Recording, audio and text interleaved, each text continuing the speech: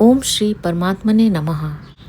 नमस्ते दोस्तों, भगवत गीता की इस यात्रा में आपका स्वागत है, अभिनंदन है। आज हम भगवत गीता के 7वें अध्याय के 11वें श्लोक में प्रवेश करेंगे। तो चलिए प्रारंभ करते हैं।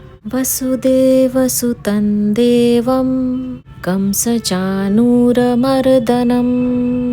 देवकी परमानन्दं कृष्णं वन्दे जगद्गुरुम्। अथ श्रीमद्भगवद्गीता सप्तमोऽध्यायः।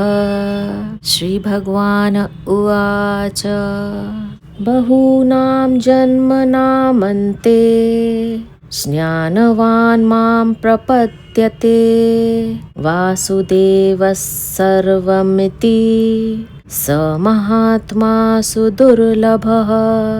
श्री भगवान बोले, बहुत जन्मों के अंतिम जन्म में अर्थात मनुष्य जन्म में सब कुछ परमात्मा ही है। इस प्रकार जो ज्ञानवान मेरे शरण होता है वह महात्मा अत्यंत दुर्लभ है। बहुनाम जन्म नाम अंते, मनुष्य जन्म संपूर्ण जन्मों का अंतिम जन्म है। भगवान ने जीव को मनुष्य शरीर देकर उसे जन्म मरण के प्रवाह से अलग होकर अपनी प्राप्ति का पूरा अधिकार दिया है, परंतु यह मनुष्य भगवान को प्राप्त न करके राग के कारण फिर पुराने प्रवाह में अर्थात जन्म मरण के चक्कर में चला जाता है। इसलिए भगवान कहते हैं, अप्राप्य माम निवर्तन्ते मृत्यु संसार वर्तमनि। गीता 9वें अध्याय का 3रा श्लोक। जहाँ भगवान आसुरी योनियों और नरकों के अधिकारियों का वर्णन करते हैं, वहाँ दुर्गुण दुराचारों के कारण भगवत प्राप्ति की संभावना न दिखने पर भी भगवान कहते हैं, माम प्राप्यैव कौन्तेय ततो यान्त्य धमाम गतिम। गीता 16वें अध्याय का 20वां श्लोक। अर्थात मुझको प्राप्त किए बिना ही ये प्राणी अधम गति को चले गए, अर्थात वे मरने के बाद मनुष्य योनि में भी चले जाते तो कम से कम मनुष्य तो रह जाते, पर वे मेरी प्राप्ति का पूरा अधिकार प्राप्त करके भी अधम गति को चले गए। संतों की वाणी में और शास्त्रों में आता है कि मनुष्य जन्म केवल अपना कल्याण करने के लिए मिला है, विषयों का सुख भोगने के लिए तथा स्वर्ग की प्राप्ति के लिए नहीं। इसलिए गीता ने स्वर्ग की प्राप्ति चाहने वालों को मूढ़ और तुच्छ बुद्धि वाला कहा है। अविपश्चितः 2 अध्याय का 42वां श्लोक और अल्पमेधसाम 7वें अध्याय का 23वां श्लोक। यह मनुष्य जन्म संपूर्ण जन्मों का आदि जन्म भी है और अंतिम जन्म भी है। संपूर्ण जन्मों का आरंभ मनुष्य जन्म से ही होता है, अर्थात मनुष्य जन्म में किए हुए पाप 84 लाख योनियों और नरकों में भोगने पर भी समाप्त नहीं होते, बाकी ही रहते हैं। इसलिए यह संपूर्ण जन्मों का आदि जन्म है।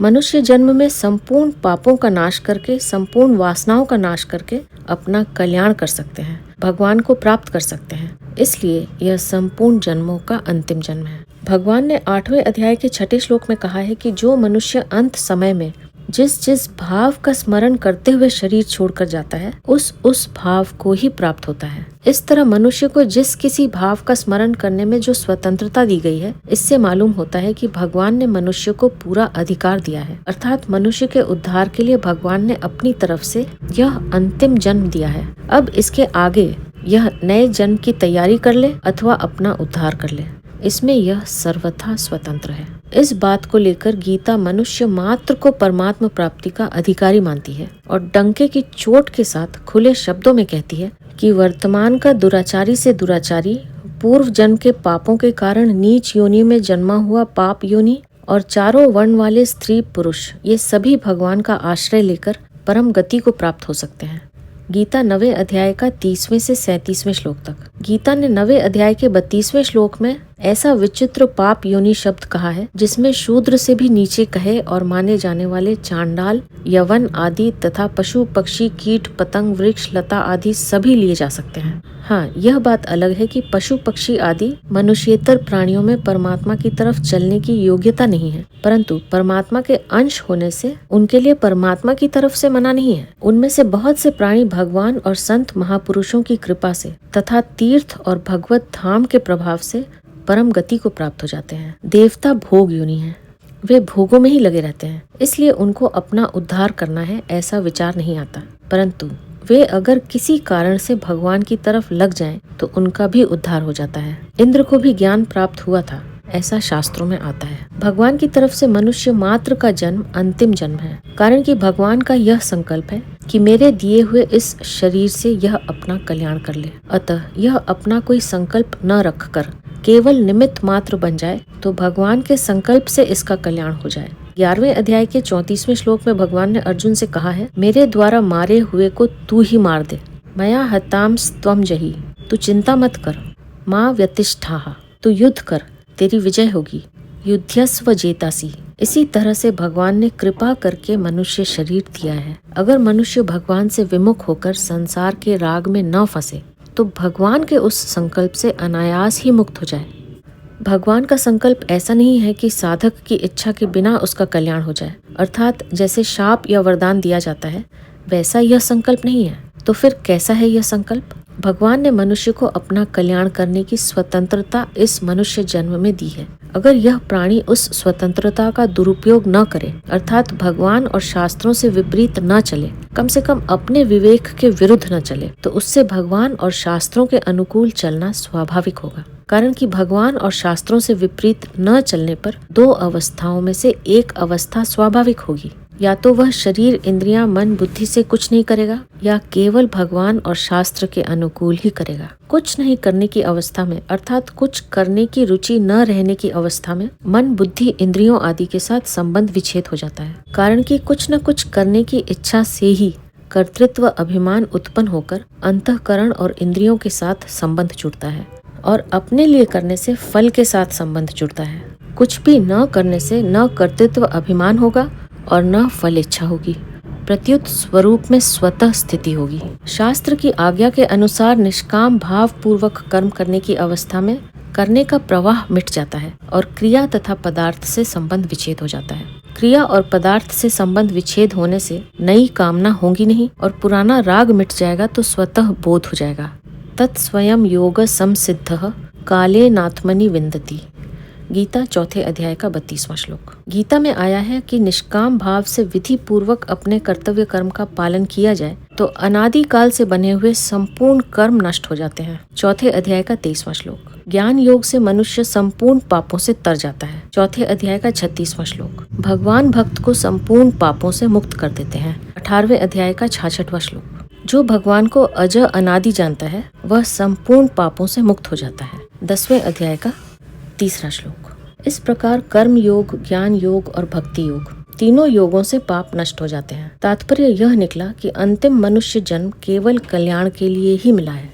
मनुष्य जन्म में सत्संग मिल जाए, गीता जैसे ग्रंथ से परिचय हो जाए, भगवान नाम से परिचय हो जाए तो साधक को यह समझना चाहिए कि भगवान ने बहुत विशेषता से कृपा कर दी है। अतः अब तो हमारा उद्धार होगा ही, अब आगे हमारा जन्म मरण नहीं होगा। कारण कि अगर हमारा उद्धार नहीं होना होता तो ऐसा मौका नहीं मिलता, परंतु भगवान की कृपा से उद्धार होगा ही, इसके भरोसे साधन नहीं छोड़ना चाहिए। प्रत्युत तत्परता और उत्साह पूर्वक साधन में लगे रहना चाहिए। समय सार्थक बने, कोई समय खाली न जाए, ऐसी सावधानी हरदम रखनी चाहिए। परंतु अपने कल्याण की चिंता नहीं करनी चाहिए, क्योंकि अब तक जिसने इतना प्रबंध किया है वही आगे भी करेगा। जैसे किसी ने भोजन के लिए निमंत्रण दे दिया, आसन बिछा दिया, आसन पर बैठा दिया, पत्तल दे दी, लोटे में जल भरकर पास में रख दिया, अब कोई चिंता करे कि यह व्यक्ति भोजन देगा कि नहीं देगा, तो यह बिल्कुल गलत बात है। कारण कि अगर भोजन नहीं देना होता तो वह निमंत्रण क्यों देता, भोजन की तैयारी क्यों करता। परंतु जब उसने निमंत्रण दिया है, बुलाया है, तैयारी की है, तब उसको भोजन देना ही पड़ेगा। हम भोजन की चिंता क्यों करें? अब तो बस ज्यों-ज्यों भोजन के पदार्थ आए त्यों-त्यों उनको पाते जाएं। ऐसे ही भगवान ने हमको मनुष्य शरीर दिया है और उद्धार की सब सामग्री, सत्संग, भगवान नाम आदि जुटा दी है, तो हमारा उद्धार होगा ही। अब तो हम संसार समुद्र के किनारे आ गए हैं, ऐसा दृढ़ विश्वास करके निमित्त मात्र बनकर साधन करना चाहिए। जिसके पूर्व जन्मों के पुण्य होते हैं वही भगवान की तरफ चल सकता है। अगर ऐसा माना जाए तो पूर्व जन्मों के पाप पुण्यों का फल तो पशु, पक्षी, कीट, पतंग आदि योनियों के प्राणी भी भोगते ही हैं। फिर मनुष्य में और उन प्राणियों में क्या फर्क रहेगा?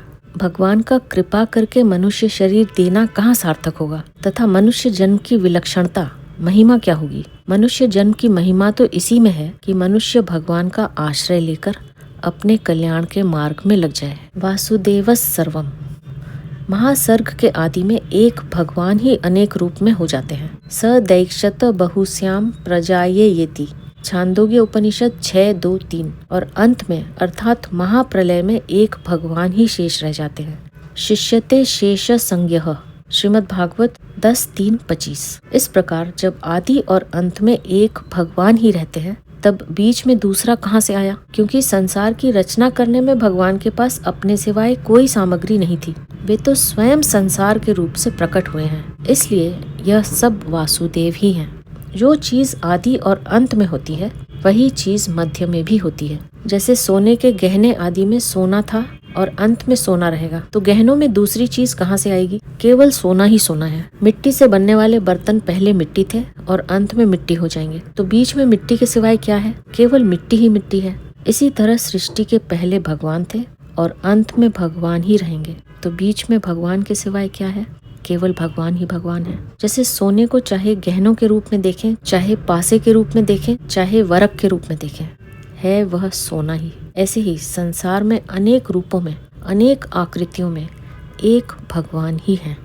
जब तक मनुष्य की दृष्टि गहनों की तरफ, उसकी आकृतियों की तरफ रहती है, उसी को महत्व देती है, तब तक यह सोना ही है, इस तरफ उसकी दृष्टि नहीं जाती। ऐसे ही जब तक मनुष्य की दृष्टि संसार की तरफ रहती है, उसी को महत्व देती है, तब तक सब कुछ भगवान ही है, इस तरफ उसकी दृष्टि नहीं जाती। परंतु जब गहनों की तरफ दृष्टि नहीं रहती, तब गहनों में सोने की भावना नहीं होती, प्रत्युत यह सोना ही है, ऐसी भावना होती है। ऐसे ही जब संसार की तरफ दृष्टि नहीं रहती, तब संसार में भगवान की भावना नहीं होती, प्रत्युत सब कुछ भगवान ही है, भगवान के सिवाय दूसरा कुछ है ही नहीं, ऐसी भावना होती है। कारण कि संसार में भगवान की भावना करने से संसार की सत्ता साथ में रहती है, अर्थात संसार की भावना रखते हुए, उसकी सत्ता मानते हुए उसमें भगवान की भावना करते हैं। अतः जब तक संसार की सत्ता मानते हैं, संसार को महत्व देते हैं, तब तक संसार में भगवान की भावना करते रहने पर भी वासुदेव सर्वम का अनुभव नहीं होता। ब्रह्मभूत मनुष्य निर्वाण ब्रह्म को प्राप्त होता है। 5वें अध्याय का 24वां श्लोक। ब्रह्मभूत योगी को उत्तम सुख मिलता है। 6ठे अध्याय का 27वां श्लोक। ब्रह्मभूत भगवान की परा भक्ति को प्राप्त होता है और उस भक्ति से तत्व को जानकर उसमें प्रवेश करता है। 18वें अध्याय का 54वां 55वां श्लोक। गीता की दृष्टि से ये तीनों ही अवस्थाएं हैं। अवस्थाओं में परिवर्तन होता है, परंतु वासुदेव सर्वम यह अवस्था नहीं है, प्रत्युत वास्तविक तत्व है, इसमें कभी परिवर्तन नहीं होता। यह जो कुछ संसार दिखता है, सब भगवान का ही स्वरूप है। भगवान के सिवाय इस संसार की स्वतंत्र सत्ता थी नहीं, है नहीं और कभी होगी भी नहीं। अतः देखने, सुनने और समझने में जो कुछ संसार आता है, वह सब का सब भगवत स्वरूप ही है। भगवान की आज्ञा है, मनसा वचसा दृष्टया गृहतेन यैरपीन्द्रियैः अहमेव न मत्तोन्यदिति बुद्ध्यध्वमंजसा। श्रीमद् भागवत 11:13-24। यानी मन से, वाणी से, दृष्टि से तथा अन्य इंद्रियों से भी जो कुछ ग्रहण किया जाता है, वह सब मैं ही हूँ, मुझसे भिन्न और कुछ नहीं है। यह सिद्धांत आप लोग विचार पूर्वक समझ लीजिए। इस आज्ञा के अनुसार ही उस ज्ञानी भक्त अर्थात प्रेमी भक्त का जीवन हो जाता है। वह सब जगह भगवान को ही देखता है। यो माम पश्यति सर्वत्र सर्वम च मयि पश्यति। गीता 6ठे अध्याय का 30वां श्लोक। वह सब कुछ करता हुआ भी भगवान में ही रहता है। सर्वथा वर्तमानोपि स योगी मयि वर्तते। गीता 6ठे अध्याय का 31वां श्लोक। किसी को एक जगह भी अपनी प्रिय वस्तु मिल जाती है तो उसको बड़ी प्रसन्नता होती है। फिर जिसको सब जगह अपने प्यारे इष्ट देव का अनुभव होता है, उसकी प्रसन्नता का, आनंद का क्या ठिकाना। उस आनंद में विभोर होकर भगवान का प्रेमी भक्त कभी हंसता है, कभी रोता है, कभी नाचता है और कभी चुप होकर शांत हो जाता है। इस तरह उसका जीवन अलौकिक आनंद से परिपूर्ण हो जाता है। फिर उसके लिए कुछ भी करना, जानना और पाना बाकी नहीं रहता। वह सर्वथा पूर्ण हो जाता है, अर्थात उसके लिए किसी भी अवस्था में, किसी भी परिस्थिति में कुछ भी प्राप्त करना बाकी नहीं रहता। जो भक्ति मार्ग पर चलता है, वह यह सत्य है और यह असत्य है, इस विवेक को लेकर नहीं चलता। उसमें विवेक ज्ञान की प्रधानता नहीं रहती, उसमें केवल भगवत भाव की ही प्रधानता रहती है। केवल भगवत भाव की प्रधानता रहने के कारण उसके लिए यह सब संसार चिन्मय हो जाता है। उसकी दृष्टि में जड़ता रहती ही नहीं। भगवान में तल्लीनता होने से भक्त का शरीर भी जड़ नहीं रहता, प्रत्युत चिन्मय हो जाता है। जैसे मीराबाई का शरीर चिन्मय होने से भगवान के विग्रह में लीन हो गया था। ज्ञान मार्ग में जहाँ सत असत का विवेक होता है, वहाँ परिणाम में सत असत दो की सत्ता नहीं रहती, केवल सत स्वरूप ही रह जाता है। परंतु भक्ति मार्ग में सत असत सब कुछ भगवत स्वरूप ही हो जाता है। फिर भक्त भगवत स्वरूप संसार की सेवा करता है। सेवा में पहले तो सेवक, सेवा और सेव्य ये तीन होते हैं, परंतु जब भगवत भाव की अत्यधिक गाढ़ता हो जाती है तब सेवक भाव की विस्मृति हो जाती है। फिर भक्त स्वयं सेवा रूप होकर सेव्य में लीन हो जाता है। केवल एक भगवत तत्व ही शेष रहता है। इस तरह भगवत भाव में तल्लीन हुए भगवान के प्रेमी भक्त जहाँ कहीं भी विचरते हैं वहाँ उनके दर्शन, स्पर्श, भाषण आदि का प्राणियों पर बड़ा असर पड़ता है। जब तक मनुष्यों की पदार्थों में भोग बुद्धि रहती है तब तक उनको उन पदार्थों का वास्तविक स्वरूप समझ में नहीं आता, परंतु जब भोग बुद्धि सर्वथा हट जाती है तब केवल भगवत स्वरूप ही देखने में आ जाता है। यहाँ मार्मिक बात यह है कि वासुदेवस सर्वम इस तत्व को समझने के दो प्रकार हैं। पहला, संसार का अभाव करके परमात्मा को रखना, अर्थात संसार नहीं है और परमात्मा है। और दूसरा, सब कुछ भगवान ही भगवान है। इसमें जो परिवर्तन दिखता है वह भी भगवान का ही स्वरूप है, क्योंकि भगवान के सिवाय उसकी कोई स्वतंत्र सत्ता नहीं है। ये दोनों ही समझने के प्रकार साधकों के लिए हैं। जिस साधक का पदार्थों को लेकर संसार में आकर्षण, राग है, उसको यह सब कुछ नहीं है, केवल परमात्मा ही है, इस प्रणाली को अपनाना चाहिए। जिस साधक का पदार्थों को लेकर संसार में किंचित मात्र भी आकर्षण नहीं है और जो केवल भगवान के स्मरण, चिंतन, जप, कीर्तन आदि में लगा रहता है, उसको संसार रूप से सब कुछ भगवान ही है, इस प्रणाली को अपनाना चाहिए। वास्तव में देखा जाए तो ये दोनों प्रणालियां तत्व से एक ही हैं। इन दोनों में फर्क इतना ही है कि जैसे सोने में गहने और गहनों के नाम, रूप, आकृति आदि अलग अलग होते हुए भी सब कुछ सोना ही सोना जानना। जहाँ पर संसार का अभाव करके परमात्मा को तत्व से जानना है वहाँ विवेक की प्रधानता है, और जहाँ संसार को भगवत स्वरूप मानना है वहाँ भाव की प्रधानता है। निर्गुण के उपासकों में विवेक की प्रधानता होती है और सगुण के उपासकों में भाव की प्रधानता होती है। संसार का अभाव करके परमात्मा तत्व को जानना भी तत्व से जानना है और संसार को भगवत स्वरूप मानना भी तत्व से जानना है, कारण कि वास्तव में तत्व एक ही है। फर्क इतना ही है कि ज्ञान मार्ग में जानने की प्रधानता रहती है और भक्ति मार्ग में मानने की प्रधानता रहती है। इसलिए भगवान ने ज्ञान मार्ग में मानने को भी जानने के अर्थ में लिया है।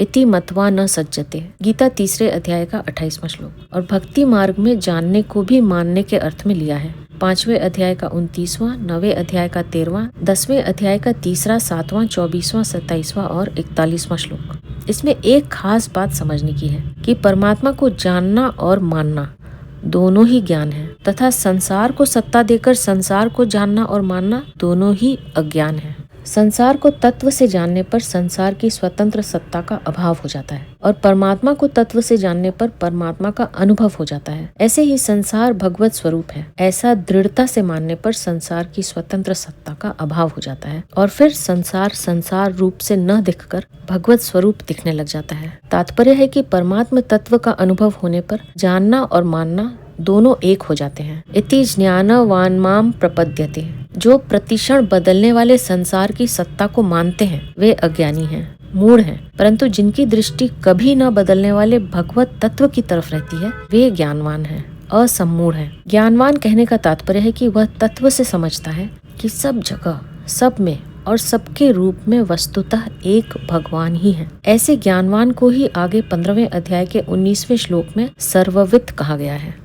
ज्ञानवान की शरणागति अर्थार्थी, आर्थ और जिज्ञासु भक्तों की तरह नहीं है। भगवान ने ज्ञानी को अपनी आत्मा बताया है। ज्ञानी त्वात्मैव मे मतम, गीता 7वें अध्याय का 18वां श्लोक। जब ज्ञानी भगवान की आत्मा हुआ तो ज्ञानी की आत्मा भगवान हुए। अतः एक भगवत तत्व के सिवाय दूसरी सत्ता ही नहीं रही। इसलिए ज्ञानी की शरणागति उन तीनों भक्तों से विलक्षण होती है। उसके अनुभव में एक भगवत तत्व के सिवाय कोई दूसरी सत्ता होती ही नहीं, यही उसकी शरणागति है। भगवान की दृष्टि में अपने सिवाय कोई अन्य तत्व है ही नहीं। मयि सर्वमिदं प्रोतम सूत्रे मणि गणा एव, गीता 7वें अध्याय का 7वां श्लोक। जैसे सूत की माला में मणियों की जगह सूत की गांठ लगा दी तो माला में सूत के सिवाय अन्य क्या रहा, केवल सूत ही रहा। हाँ, दिखने में गांठें अलग दिखती हैं और धागा अलग दिखता है, परंतु तत्व से एक ही चीज यानी सूत है। ऐसे ही परमात्मा संसार में व्यापक दिखते हैं, परंतु तत्व से परमात्मा और संसार एक ही हैं। उसमें व्याप्य व्यापक का भाव नहीं है। अतः सब कुछ एक वासुदेव ही है। ऐसा जिसका अनुभव होता है वह भी भगवत स्वरूप ही होता है। भगवत स्वरूप हो जाना ही उसकी शरणागति है। स महात्मा सुदुर्लभः। बहुत से मनुष्य तो हमें परमात्मा की प्राप्ति करनी है इस तरफ दृष्टि ही नहीं डालते और ऐसा चाहते ही नहीं। जो इस तरफ दृष्टि डालते हैं वे भी उत्कंठा पूर्वक अनन्य भाव से अपने जीवन को सफल करने में नहीं लगते। जो अपना कल्याण करने में लगते हैं वे भी मूर्खता के कारण परमात्मा प्राप्ति से निराश होकर अपने असली अवसर को खो देते हैं, जिससे वे परम लाभ से वंचित रह जाते हैं। इसी अध्याय के 3 श्लोक में भगवान ने कहा है कि मनुष्यों में हजारों और हजारों में कोई एक मनुष्य वास्तविक सिद्धि के लिए यत्न करता है। यत्न करने वाले उन सिद्धों में भी कोई एक मनुष्य सब कुछ वासुदेव ही है ऐसा तत्व से जानता है। ऐसा तत्व से जानने वाला महात्मा अत्यंत दुर्लभ है। इसका तात्पर्य यह नहीं है कि परमात्मा दुर्लभ है, प्रत्युत सच्चे हृदय से परमात्मा प्राप्ति के लिए लगने वाले दुर्लभ हैं। सच्चे हृदय से परमात्मा प्राप्ति के लिए लगने पर मनुष्य मात्र को परमात्मा प्राप्ति हो सकती है, क्योंकि उसकी प्राप्ति के लिए ही मनुष्य शरीर मिला है। संसार में सबके सब मनुष्य धनी नहीं हो सकते। सांसारिक भोग सामग्री सबको समान रीति से नहीं मिल सकती, परंतु जो परमात्मा तत्व भगवान शंकर को प्राप्त है, सनकादिकों को प्राप्त है, नारद वशिष्ठ आदि देवऋषि महर्षियों को प्राप्त है, वही तत्व सब मनुष्यों को समान रूप से अवश्य प्राप्त हो सकता है। इसलिए मनुष्य को ऐसा दुर्लभ अवसर कभी खोना नहीं चाहिए। भगवान की यह एक अलौकिक विलक्षणता है कि वे भूखे के लिए अन्न रूप से, प्यासे के लिए जल रूप से और विषयी के लिए शब्द स्पर्श रूप रस और गंध रूप से बनकर आते हैं। वे ही मन बुद्धि इंद्रियां बनकर आते हैं। वे ही संकल्प विकल्प बनकर आते हैं। वे ही व्यक्ति बनकर आते हैं, परंतु साथ ही साथ दुख रूप से आकर मनुष्य को चेताते हैं कि अगर तुम इन वस्तुओं को भोग्य मानकर इनके भोक्ता बनोगे तो इसके फलस्वरूप तुमको दुख ही दुख भोगना पड़ेगा। इसलिए मनुष्य को शर्म आनी चाहिए कि मैं भगवान को भोग सामग्री बनाता हूँ। मेरे सुख के लिए भगवान को सुख की सामग्री बनना पड़ता है। भगवान कितने विचित्र दयालु हैं कि यह प्राणी जो चाहता है भगवान वैसे ही बन जाते हैं। देखने सुनने और समझने में जो कुछ आ रहा है और जो मन बुद्धि इंद्रियां का विषय नहीं है वह सब भगवान ही है और भगवान का ही है, ऐसा मान ले, वास्तविकता से अनुभव कर ले तो मनुष्य विलक्षण हो जाता है। स महात्मा सुदुर्लभः हो जाता है। महात्माओं की महिमा। जहाँ संत महात्माओं का वर्णन आता है वहाँ कहा गया है कि जो ऊंचे दर्जे के तत्वज्ञ जीवन मुक्त महापुरुष होते हैं वे अभिन्न भाव और अखंड रूप से केवल अपने स्वरूप में अथवा भगवत तत्व में स्थित रहते हैं। उनके जीवन से, उनके दर्शन से, उनके चिंतन से, उनके शरीर का स्पर्श की हुई वायु के स्पर्श से जीवों का कल्याण होता रहता है। जो मनुष्य उन महापुरुषों की महिमा को नहीं जानते, उनके सामने वे महापुरुष अपने भावों से नीचे उतरते हैं तो कुछ कह देते हैं, जैसे संत महात्माओं ने ऐसा किया है। उनके किए हुए आचरणों और कहे हुए वचनों के अनुसार ही शास्त्र बनते हैं आदि। जब वे इससे भी नीचे उतरते हैं तो कह देते हैं कि संत महात्माओं की आज्ञा का पालन करना चाहिए। जिनसे इन बातों का पालन नहीं होता उन साधकों के सामने वे स्वयं ऐसा विधान कर देते हैं कि ऐसा करना चाहिए और ऐसा नहीं करना चाहिए।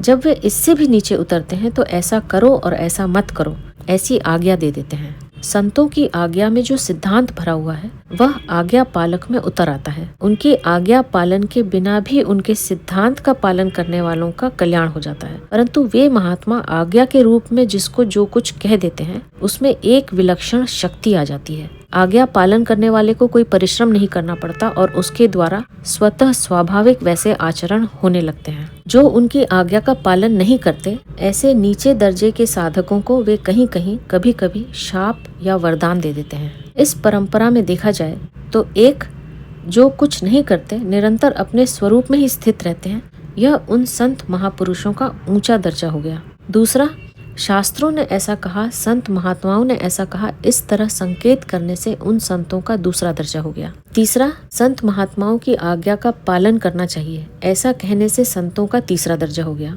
चौथा, ऐसा करना चाहिए और ऐसा नहीं करना चाहिए, इस तरह का विधान करने से उन संतों का चौथा दर्जा हो गया। पांचवा, तुम ऐसा करो और ऐसा मत करो, ऐसा कहना उन संतों के पांचवे दर्जे की बात हो गई। छठा, शाप और वरदान देना उन संतों के छठे दर्जे की बात हो गई। इन सब दर्जों में संत महापुरुषों का जो नीचे उतरना है, उसमें उनकी क्रमशः अधिकाधिक दयालुता है। वे शाप और वरदान दे दें, ताड़ना कर दें, इसमें उन संतों का दर्जा तो नीचे हुआ, पर इसमें उनका अत्यधिक त्याग है, कारण कि उन्होंने जीवों के उद्धार के लिए ही नीचा दर्जा स्वीकार कर लिया है। इसमें उनका लेश मात्र भी अपना स्वार्थ नहीं है। ऐसे ही भगवान भी अपने स्वरूप में नित्य निरंतर स्थित रहते हैं, यह उनके ऊंचे दर्जे की बात है। परंतु वे ही भगवान अत्यधिक कृपालुता के कारण कृपा के परवश होकर जीवों का उद्धार करने के लिए अवतार लेकर आदर्श लीला करते हैं। उनकी लीलाओं को देखने सुनने से लोगों का उद्धार होता है। भगवान और भी नीचे उतरते हैं तो उपदेश देते हैं, उससे भी नीचे उतरते हैं तो आज्ञा दे देते हैं, और भी नीचे उतरते हैं तो शासन करके लोगों को सही रास्ते पर लाते हैं, उससे भी नीचे उतरते हैं तो शाप और वरदान दे देते हैं, अथवा उसके और संसार के हित के लिए उसका शरीर से वियोग भी करा देते हैं। यहाँ परिशिष्ट भाव यह है कि 16वें श्लोक में भगवान ने अर्थार्थी, आर्थ, जिज्ञासु और ज्ञानी इन 4 प्रकार के भक्तों द्वारा अपना भजन करने की बात कही थी। चतुर्विधा भजन्ते माम, उनमें ज्ञानी के भजन का क्या स्वरूप है, इसको इस श्लोक में बताते हैं कि सब कुछ वासुदेव ही है। ऐसा अनुभव करना ही ज्ञानी का भजन है, शरणागति है। असली शरणागति वही होती है जिसमें शरणागत की सत्ता ही न रहे, प्रत्युत शरण्य ही रह जाए। सब कुछ भगवान ही है, यह वास्तविक ज्ञान है। ऐसे वास्तविक ज्ञान वाला महात्मा भक्त भगवान के शरण हो जाता है, अर्थात अपना अस्तित्व, मैंपन मिटाकर भगवान में लीन हो जाता है, अर्थात प्रेम वाला नहीं रहता, प्रत्युत केवल प्रेम स्वरूप भगवान रह जाते हैं, जिनमें मैं, तू, यह, वह चारों ही नहीं है। यही शरणागति का वास्तविक स्वरूप है। महात्मा शब्द का अर्थ है महान आत्मा, अर्थात अहम भाव व्यक्तित्व एक देशीयता से सर्वथा रहित आत्मा। जिसमें अहम भाव व्यक्तित्व एक देशीयता है, वह अल्पात्मा है। यहाँ वासुदेवः पद पुल्लिंग में आया है, अतः यहाँ वासुदेवः सर्वः पद आने चाहिए थे, परंतु यहाँ सर्वः पद न देकर सर्वम पद दिया गया है, जो कि नपुंसक लिंग में है। अगर तीनों लिंगों यानी सर्वः, सर्वा और सर्वम का एक शेष किया जाए तो नपुंसक लिंग सर्वम ही एक शेष रहता है। नपुंसक लिंग के अंतर्गत तीनों लिंग आ जाते हैं, अतः सर्वम पद में स्त्री, पुरुष और नपुंसक सबका समाहार हो जाता है। गीता में जगत, जीव और परमात्मा इन तीनों के लिए पुल्लिंग, स्त्रीलिंग और नपुंसक लिंग इन तीनों ही लिंगों का प्रयोग हुआ है। इससे यह तात्पर्य निकलता है कि जगत, जीव और परमात्मा ये तीनों ही सर्वम शब्द के अंतर्गत हैं। अतः तीनों लिंगों से कही जाने वाली सब की सब वस्तुएं, व्यक्ति, परिस्थितियां आदि परमात्मा ही हैं। वासुदेव सर्वम, इसमें सर्वम तो असत है और वासुदेवः सत है। असत का भाव विद्यमान नहीं है और सत का अभाव विद्यमान नहीं है। ना सतो विद्यते भावो, ना भावो विद्यते सतः। गीता 2 अध्याय का 16वां श्लोक। तात्पर्य है कि सत ही सत है, असत है ही नहीं। वासुदेव ही वासुदेव है, सर्वम है ही नहीं। परंतु कहने, सुनने, पढ़ने वाले साधकों की दृष्टि में सर्वम यानी संसार रहता है, इसलिए भगवान सर्वम की धारणा मिटाने के लिए वासुदेव सर्वम कहते हैं। कर्म योगी, ज्ञान योगी, ध्यान योगी, लय योगी, हठ योगी, राज योगी, मंत्र योगी, अनासक्त योगी आदि अनेक तरह के योगी हैं, जिनका शास्त्रों में वर्णन हुआ है, पर उनको भगवान अत्यंत दुर्लभ नहीं बताते। प्रत्युत सब कुछ वासुदेव ही हैं। इसका अनुभव करने वाले महात्मा को ही अत्यंत दुर्लभ बताते हैं। भगवान संपूर्ण संसार के बीज हैं। यच्चापि सर्वभूतानां बीजम तदहम अर्जुन। गीता 10वें अध्याय का 39वां श्लोक। बीजम माम सर्वभूतानां विद्धि पार्थ सनातनम। गीता 7वें अध्याय का 10वां श्लोक। बीज से जितनी चीजें पैदा होती हैं, वे सब बीज रूप ही होती हैं। जैसे गेहूं से पैदा होने वाली खेती को भी गेहूं ही कहते हैं। किसान लोग कहते हैं कि गेहूं की खेती बहुत अच्छी हुई, गेहूं से खेत भरा है, परंतु कोई शहर में रहने वाला व्यापारी हो, वह उसको गेहूं कैसे मान लेगा? वह कहेगा कि मैंने बोरे के बोरे गेहूं खरीदा और बेचा है, क्या मैं नहीं जानता कि गेहूं कैसा होता है? यह तो घास है, डंठल और पत्ती है, यह गेहूं नहीं है। परंतु खेती करने वाला जानकार आदमी तो यही कहेगा कि यह वह घास नहीं है जो पशु खाया करते हैं, यह तो गेहूं है। खेती को गाय खा जाती है तो कहते हैं कि तुम्हारी गाय हमारा गेहूं खा गई, जबकि उसने गेहूं का एक दाना भी नहीं खाया। खेत में भले ही गेहूं का एक दाना भी न दिखे, पर यह गेहूं है, इसमें संदेह नहीं होता, कारण कि यह पहले भी गेहूं ही था, अंत में भी गेहूं रहेगा, अतः इससे गेहूं ही निकलेगा। इसी तरह संसार के पहले भी परमात्मा थे। सदैव सौम्ये दमग्र असीदेकमे वाद्वितीयम, छांदोग्य 3:2-1। अंत में भी परमात्मा ही रहेंगे। शिष्यते शेष संज्ञः, श्रीमद् भागवत 10:3-25। अतः बीच में भी सब कुछ परमात्मा ही है। वासुदेव सर्वम। जब तक साधक में अहम है तब तक वह भोगी है। मैं योगी हूँ, यह योग का भोग है। मैं ज्ञानी हूँ, यह ज्ञान का भोग है। मैं प्रेमी हूँ, यह प्रेम का भोग है। जब तक साधक में भोग रहता है तब तक उसके पतन की संभावना रहती है। जो योग का भोगी है वह कभी विषयों का भोगी भी हो सकता है। जो ज्ञान का भोगी है वह कभी अज्ञान का भोगी भी हो सकता है। और जो प्रेम का भोगी है वह कभी राग का भोगी भी हो सकता है, कारण कि उसमें पहले से भोग की प्रवृत्ति, आदत रही है। भोगी नहीं रहता तब केवल योग रहता है। योग रहने पर मनुष्य मुक्त हो जाता है, परंतु मुक्त होने पर भी महापुरुष ने जिस साधन से मुक्ति प्राप्त की है उस साधन का एक संस्कार, अहम की सूक्ष्म गंध रह जाती है, जो दूसरे दार्शनिकों के साथ एकता नहीं होने देती। इस संस्कार के कारण ही दार्शनिकों में और उन दर्शनों में मतभेद रहता है। अपने मत का संस्कार दूसरे दार्शनिकों के मत का समान आदर नहीं करने देता,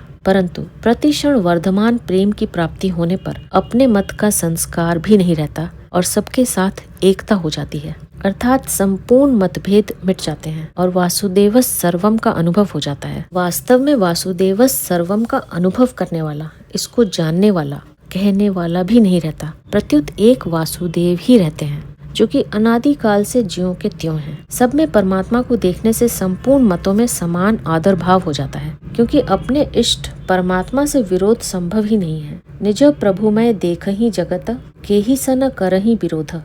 मानस 112 ख। ईश्वर और जीव के विषय में दो तरह का वर्णन है। ईश्वर समुद्र है और जीव उसकी तरंग है, अर्थात तरंग समुद्र की है, और दूसरा जीव यानी स्वरूप समुद्र है और ईश्वर उसकी तरंग है, अर्थात समुद्र तरंग का है।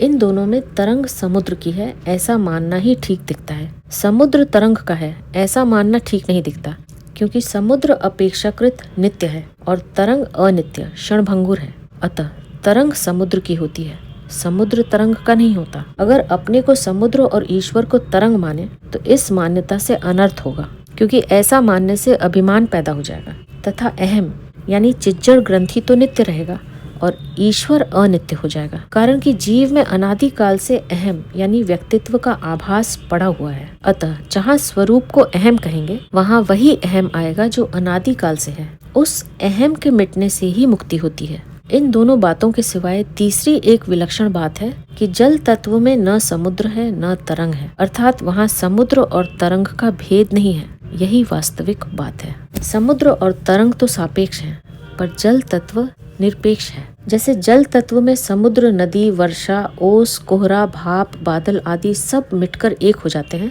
ऐसे ही वासुदेव सर्वम में सभी साधन, योग मार्ग मिटकर एक वासुदेव रूप हो जाते हैं। जैसे जल तत्व में कोई भेद नहीं है, ऐसे ही वासुदेव सर्वम में कोई भेद नहीं है। मतभेद से असंतोष होता है, पर वासुदेव सर्वम में कोई मतभेद न होने से सबको सर्वथा संतोष हो जाता है। वासुदेव सर्वम में न योगी है, न ज्ञानी है, न प्रेमी है, इसलिए इसका अनुभव करने वाला महात्मा अत्यंत दुर्लभ है। एक ही जल बर्फ, कोहरा, बादल, ओला, वर्षा, नदी, तालाब, समुद्र आदि अनेक रूपों में हो जाता है। कड़ाही में बर्फ डालकर उसको अग्नि पर रखा जाए तो बर्फ पिघलकर पानी हो जाएगी, फिर पानी भी भाप हो जाएगा और भाप परमाणु होकर निराकार हो जाएगा। जल ही कोहरा रूप से होता है, वही बादल रूप से होता है, वही निराकार रूप से होता है, वही बर्फ रूप से होता है, वही ओला रूप से होता है, वही वर्षा रूप से होकर पृथ्वी पर बरसता है, वही नदी रूप से होता है, वही समुद्र रूप से होता है। अनेक रूप से होने पर भी तत्व से जल एक ही रहता है। इसी तरह एक ही भगवान अनेक रूप से बन जाते हैं। जैसे जल ठंड में जमकर बर्फ हो जाता है और गर्मी में पिघलकर तथा भाप बनकर परमाणु हो जाता है, ऐसे ही अज्ञान रूपी ठंड से भगवान स्थूल तथा जड़ संसार रूप से दिखते हैं और ज्ञान रूपी अग्नि से सूक्ष्म तथा चेतन वासुदेव रूप से दिखते हैं। जल चाहे बर्फ रूप से दिखे, चाहे भाप, बादल आदि रूपों से दिखे, है वह जल ही, जल के सिवाय कुछ नहीं है। ऐसे ही भगवान चाहे संसार रूप से दिखे, चाहे अन्य रूपों से दिखे, हैं वे भगवान ही। भगवान के सिवाय कुछ नहीं है। साधक से एक गलती होती है कि वह अपने को अलग रखकर संसार को भगवत रूप से देखने की चेष्टा करता है, अर्थात वासुदेव सर्वम को अपनी बुद्धि का विषय बनाता है। वास्तव में दिखने वाला संसार ही भगवत स्वरूप नहीं है, प्रत्युत देखने वाला भी भगवत स्वरूप है। सकल इदमहम च वासुदेवः, विष्णु पुराण 3:7-32। साधक को ऐसा मानना चाहिए कि अपनी देह सहित सब कुछ भगवान ही है, अर्थात शरीर भी भगवत स्वरूप है, इंद्रियां भी भगवत स्वरूप है, मन भी भगवत स्वरूप है, बुद्धि भी भगवत स्वरूप है, प्राण भी भगवत स्वरूप है और अहम यानी मैंपन भी भगवत स्वरूप है। सब कुछ भगवान ही है। इसको मानने के लिए साधक को बुद्धि से जोर नहीं लगाना चाहिए, प्रत्युत सहज रूप से जैसा है वैसा स्वीकार कर लेना चाहिए। इसलिए श्रीमद् भागवत में आया है, सर्वम ब्रह्मात्मकम तस्य विद्ययात्म मनीषया परिपश्यन्नु परमेत सर्वतो मुक्त संशयः। श्रीमद् भागवत 11:29-18। जब सब कुछ भगवान ही है ऐसा निश्चय हो जाए, तब साधक इस आध्यात्म विद्या ब्रह्म विद्या के द्वारा सब प्रकार से संशय रहित होकर सब जगह भगवान को भली भांति देखता हुआ उपराम हो जाए, अर्थात सब कुछ भगवान ही है यह चिंतन भी न करे, प्रत्युत साक्षात भगवान ही दिखने लगे। तात्पर्य है कि सब कुछ भगवान ही है, इस भाव से भी उपराम हो जाए, अर्थात न दृष्टा यानी देखने वाला रहे, न दृश्य यानी दिखने वाला रहे और न दर्शन यानी देखने की वृत्ति ही रहे, केवल भगवान ही रहे। वासुदेव सर्वम। वासुदेव सर्वम का अनुभव अनेक दृष्टियों से हो सकता है। जैसे क्रिया पदार्थ और व्यक्ति का तो आदि और अंत होता है, इसलिए मनुष्य मात्र को क्रिया पदार्थ और व्यक्ति के अभाव का तो अनुभव होता है, पर अपनी सत्ता के अभाव का अनुभव कभी किसी को नहीं होता। इस नित्य निरंतर रहने वाली सत्ता का अनुभव होना विवेक की दृष्टि से वासुदेव सर्वम है। दूसरा, सृष्टि से पहले भी केवल भगवान थे और पीछे भी केवल भगवान रहेंगे, फिर बीच में भगवान के सिवाय दूसरा कैसे आ सकता है? यह युक्ति की दृष्टि से वासुदेव सर्वम है। तीसरा, मेरे तो एक भगवान ही हैं, भगवान के सिवाय मेरा कोई है ही नहीं, और कोई है तो होगा, हमें उससे क्या? यह सीधे सरल विश्वासी भक्तों की दृष्टि से वासुदेव सर्वम है। चौथा, जिसके भीतर भगवत तत्व को जानने की व्याकुलता है, दिन में भूख नहीं लगती, रात में नींद नहीं आती, वह किसी संत से सुनकर अथवा पुस्तक में पढ़कर दृढ़ता पूर्वक मान लेता है कि सब कुछ भगवान ही है। भगवान कैसे हैं इसका तो पता नहीं, पर भगवान के सिवाय कुछ नहीं है। यह संत के वचनों पर विश्वास की दृष्टि से वासुदेव सर्वम है। संत वचन पर प्रत्यक्ष से बढ़कर विश्वास होने पर फिर वैसा ही दिखने लग जाता है, अर्थात अनुभव हो जाता है। दार्शनिक दृष्टि से विचार करें तो सत्ता एक ही हो सकती है, दो नहीं। यानी भक्ति की दृष्टि से देखें तो सब कुछ भगवान ही है, भगवान के सिवाय कुछ नहीं है। भक्त की दृष्टि भगवान को छोड़कर दूसरी तरफ जाती ही नहीं, और भगवान के सिवाय दूसरा कोई उसकी दृष्टि में आता ही नहीं। जो भगवान की महत्ता को समझकर भगवान की शरण होते हैं, ऐसे भक्तों का वर्णन 16वें से 19वें श्लोक तक करने के बाद अब भगवान आगे के 3 श्लोकों में देवताओं के शरण होने वाले मनुष्यों का वर्णन करते हैं। कामैतैतैर्हृतज्ञानाः प्रपद्यन्ते देवताः तं तं नियममास्थाय प्रकृत्या नियताः स्वया। श्री भगवान बोले, परंतु उन कामनाओं से जिनका ज्ञान हरा गया है, ऐसे मनुष्य अपनी अपनी प्रकृति अर्थात स्वभाव से नियंत्रित होकर उस अर्थात देवताओं के उन नियमों को धारण करते हुए अन्य देवताओं के शरण हो जाते हैं। कामई तैर हृत ज्ञानः, उन अर्थात इस लोक और परलोक के भोगों की कामनाओं से जिनका ज्ञान ढक गया है, आच्छादित हो गया है। तात्पर्य है कि परमात्मा की प्राप्ति के लिए जो विवेक युक्त मनुष्य शरीर मिला है, उस शरीर में आकर परमात्मा की प्राप्ति न करके वे अपनी कामनाओं की पूर्ति करने में ही लगे रहते हैं। संयोगजन्य सुख की इच्छा को कामना कहते हैं। कामना 2 तरह की होती है, यहाँ के भोग भोगने के लिए धन संग्रह की कामना और स्वर्ग आदि परलोक के भोग भोगने के लिए पुण्य संग्रह की कामना। धन संग्रह की कामना 2 तरह की होती है। पहली, यहाँ चाहे जैसे भोग भोगे, चाहे जब चाहे जहाँ और चाहे जितना धन खर्च करें, सुख आराम से दिन बीते आदि के लिए संयोगजन्य सुख के लिए धन संग्रह की कामना होती है। और दूसरी मैं धनी हो जाऊं, धन से मैं बड़ा बन जाऊं आदि के लिए, अर्थात अभिमान जन्य सुख के लिए धन संग्रह की कामना होती है। ऐसे ही पुण्य संग्रह की कामना भी दो तरह की होती है। पहली, यहाँ मैं पुण्य आत्मा कहलाऊं, और दूसरी, परलोक में मुझे भोग मिले। इन सभी कामनाओं से सत असत, नित्य अनित्य, सार असार, बंध मोक्ष आदि का विवेक आच्छादित हो जाता है। विवेक आच्छादित होने से वे यह समझ ही नहीं पाते कि जिन पदार्थों की हम कामना कर रहे हैं वे पदार्थ हमारे साथ कब तक रहेंगे और हम उन पदार्थों के साथ कब तक रहेंगे। प्रकृत्या नियता स्वया, कामनाओं के कारण विवेक ढका जाने से वे अपनी प्रकृति से नियंत्रित रहते हैं, अर्थात अपने स्वभाव के परवश रहते हैं। यहाँ प्रकृति शब्द व्यक्तिगत स्वभाव का वाचक है, समष्टि प्रकृति का वाचक नहीं। यह व्यक्तिगत स्वभाव सब में मुख्य होता है। स्वभावो मूर्धनि वर्तते, अतः व्यक्तिगत स्वभाव को कोई छोड़ नहीं सकता। यस्य प्रकृति स्वभाव जनिता केनापि न त्यज्यते, परंतु इस स्वभाव में जो दोष है उनको तो मनुष्य छोड़ ही सकता है। अगर उन दोषों को मनुष्य छोड़ नहीं सकता तो फिर मनुष्य जन्म की महिमा ही क्या हुई।